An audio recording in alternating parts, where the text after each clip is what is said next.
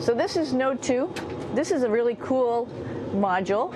Of course, most of these modules you'll see they have 4 sides, and they're put together. That way we could sort of work on a flat plane, either a wall, a floor, another wall, or the ceiling. But you know, again, all you have to do is turn yourself and your reference changes.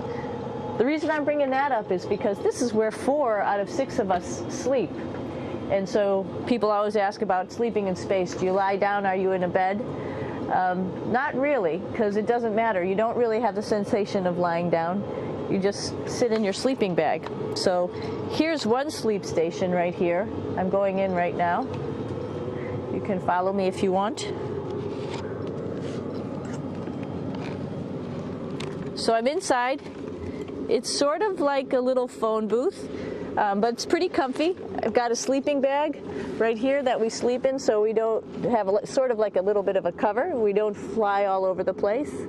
But you know, you can sleep in any orientation. I have it sleeping, feeling like I'm standing up right now, but like you saw, I'm on the floor. But it doesn't matter if I turn over and I sleep upside down. I can't have it. I don't have any sensation in my head that tells me that I'm upside down, so it really doesn't matter.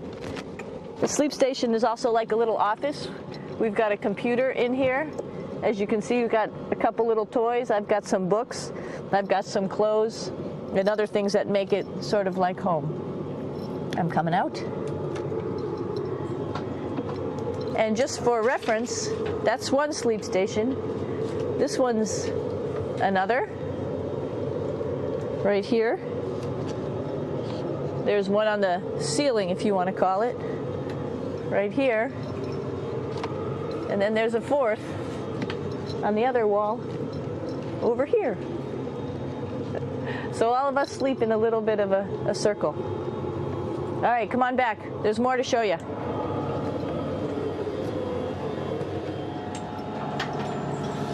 I know that there's some questions about how to use the bathroom and how do you actually live in space like normal, like at home. I mentioned real quickly about getting up in the morning and brushing your teeth and washing your face. Well, how do you do that? Well, here is the bathroom, essentially. You get up in the morning and we have a little kit, and it has all the essential things that you need, like your toothbrush and toothpaste and brush.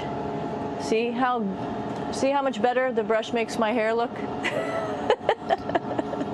I'm just joking. It still stands up straight. It doesn't matter where you are. It's always going to stand up straight while you're up in space. A lot of people ask about toothbrush and toothpaste. So, luckily enough, toothpaste, you can do it upside right this way, is sticky, and so it sticks to your toothbrush. No problem. Another cool thing is that water sticks to your toothbrush too. If you can see it, I'll have some water come out. The water is pretty neat up in space. It'll stick to your toothbrush and it will make a big bubble, and that's just by surface tension. And then you can drink it. So a lot of people ask about what do you do with the toothpaste after you brush your teeth.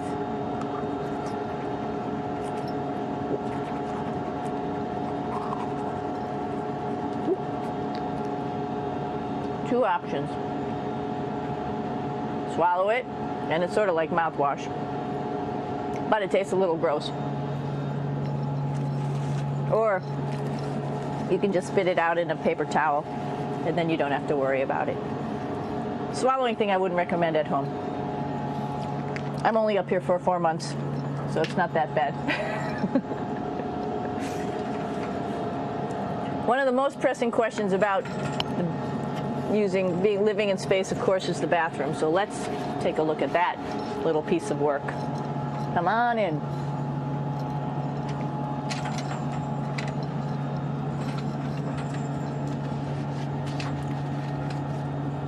Here we are at the throne. This is awesome.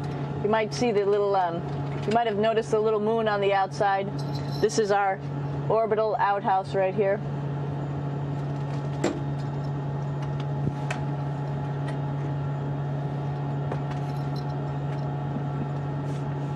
And of course, it serves for two functions. Number 2, right here. I'll show you. But you see it's pretty small, so you have to have pretty good aim, and you be ready to make sure things get let go the right direction. And it smells a little bit, so I'm closing it up. And that's, of course, for number 2. And this guy right here is for number 1. So they're sort of two slightly separate functions, but you can do a little, essentially both, by hanging on right here and doing number 1 and number 2. I might add it's color coded, so you really don't get it mixed up, which is nice. This is yellows for number 1. And also there's a selection of paper. People always ask about toilet paper. What do you do with toilet paper? What kind of toilet paper do you have? We have gloves, just because sometimes it does get messy. We have some Russian wipes, which are a little bit coarse if you like the coarse type of toilet paper. We have some nice tissues, which are nice and soft if you like soft toilet paper. We have Huggies, just for any cleanup. You know, we were all babies once, and this sort of helps. And then if things get really out of control, we have disinfectant wipes, just to make sure we clean up here. Because, you know, just like the water I showed you, the number 1 stuff can sort of go all over the place if you don't aim correctly. And did I mention both of these have a little bit of suction, so they should keep things going in the right direction. But like I said, sometimes things get a little out of control if you are out of control yourself flying around. So we have lots of protective stuff. And of course, you do have your privacy. There's a little door, so other people know that you're in there. Here's a pretty cool place. This is sort of like in your house where everybody meets in the morning.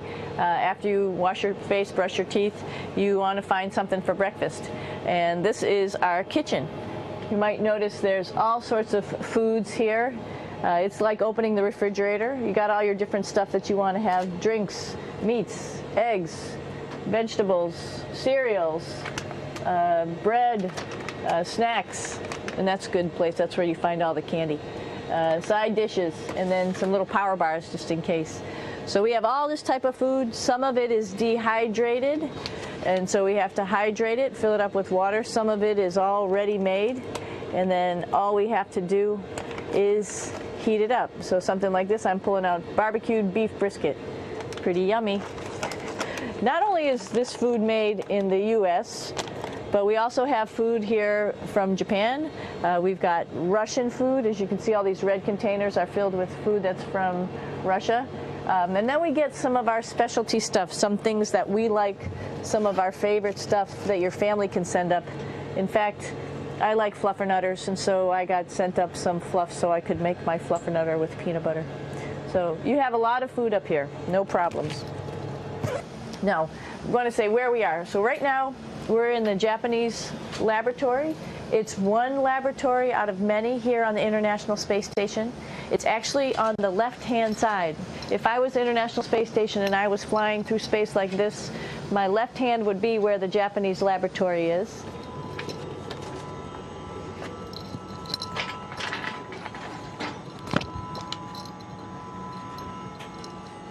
So now again, we're on the right-hand side, all the way on the right of the International Space Station.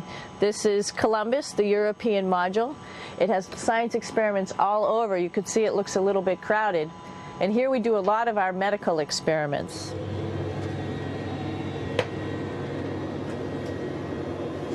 Here we are in the U.S. laboratory.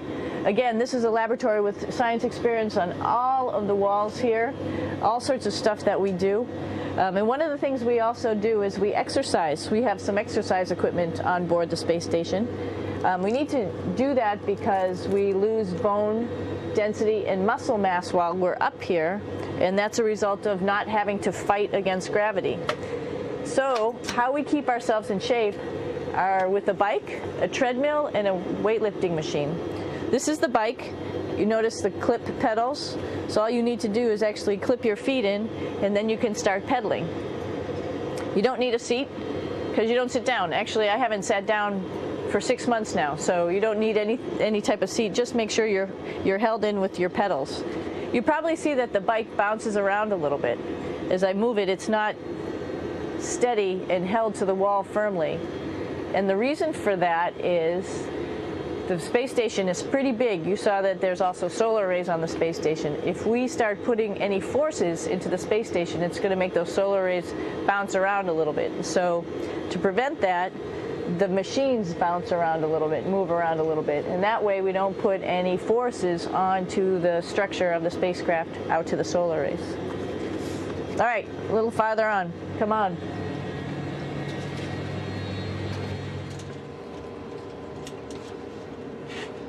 I'm here with my two buddies in the airlock.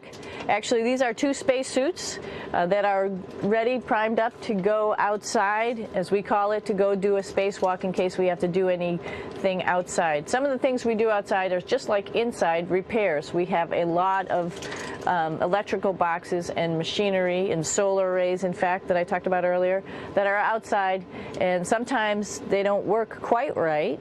Remember, space is really cold and really hot, and it's also the vacuum of space with no pressure, and so some of the equipment doesn't work well all the time. So we might have to go